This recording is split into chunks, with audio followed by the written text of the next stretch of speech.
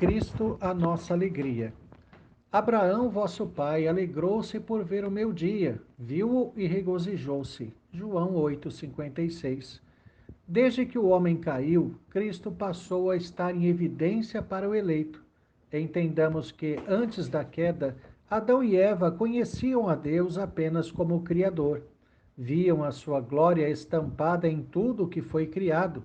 Exaltavam o poder que deu origem a todo o universo, celebrando a vida que era, até então, a perfeita harmonia com o Criador. Contudo, a partir da queda, o ser humano passou a conhecer Deus também como Salvador. O homem já não se relacionava com Deus diretamente, sendo necessários um mediador e uma mediação. O mediador é Jesus Cristo, em quem toda a revelação de Deus está, através de quem se dá todo o conhecimento de Deus. A mediação é a Escritura, único meio de se conhecer o Senhor, única revelação chancelada pelo Senhor para que se possa realmente conhecê-lo. O relacionamento e o conhecimento de Deus tornaram-se imediatos. No propósito eterno de Deus, aprove ao Filho assumir total papel revelador. É ele quem se revela ao mundo, comunicando assim nele o conhecimento de toda a Trindade. É por isso que ele é chamado Logos Divino pelo mesmo apóstolo João no capítulo inicial de seu evangelho, pois todo o conhecimento que necessitamos saber de Deus está contido exclusivamente nele. Quem o vê, vê ao Pai, e o Espírito é um outro consolador exatamente como ele. As palavras de Jesus no texto epigrafado são proferidas em um dos mais sérios e tensos debates que nosso Senhor teve com os líderes judeus, especialmente com os escribas e fariseus. Na sequência imediata, o povo pega em pedras para matar Jesus, ainda nas dependências do templo, porque Jesus não apenas se colocou acima de Abraão, mas também afirmou sua própria divindade.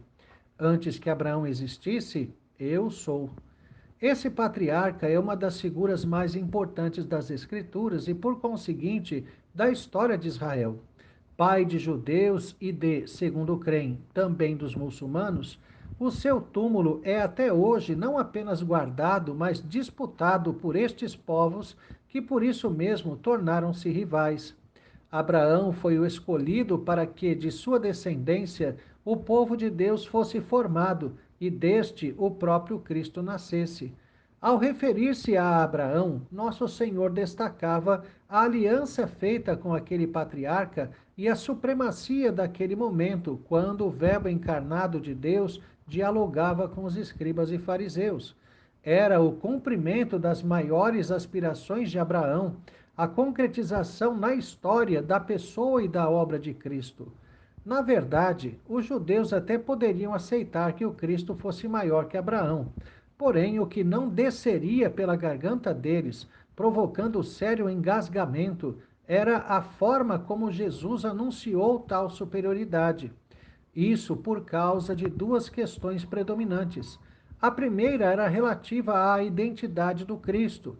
Era ele realmente Jesus? A segunda, completamente intragável para um judeu, foi a identificação que Jesus fez de si mesmo com o próprio Deus, quando atribuiu para si o nome divino. No entanto, Cristo não estava ali para se gloriar diante dos homens, não era essa a sua intenção, nem para crescer em popularidade, uma vez que claramente vemos sua orientação contrária a isso em outros lugares. Todavia, era a sua mensagem. Ele era o Messias prometido e o próprio Deus encarnado, e não podia esconder isso. O teor de sua pregação e o resultado de sua obra eram aquilo de mais importante para a humanidade, pois mais importante até do que Moisés e a antiga aliança. Nosso Senhor deixa claro que o primeiro patriarca, pela fé, anteviu seu dia e se alegrou. O momento da conclusão do propósito de Deus e da vinda do reino era o que mais queriam os crentes do Antigo Testamento.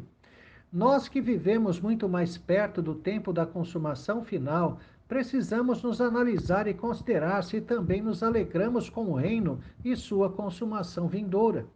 A bênção de viver a vida com Deus como um cidadão do reino dos céus não se compara mesmo às maiores alegrias da vida nas esferas física e material. Portanto, dediquemo-nos a Deus e alegremo-nos com o dia de Cristo. Abraão se alegrou com a vinda de Cristo e tudo o que isso significava.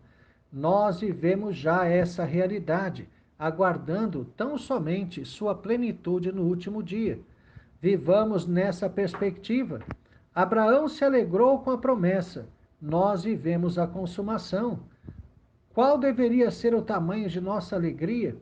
O crente deveria mostrar constantemente a exuberância de sua fé em Cristo, em poder para obedecer até nos tempos difíceis. Nossa alegria é uma certeza que produz paz, segurança e firmeza. Tenha um excelente dia na presença do Senhor, Reverendo Jair de Almeida Júnior.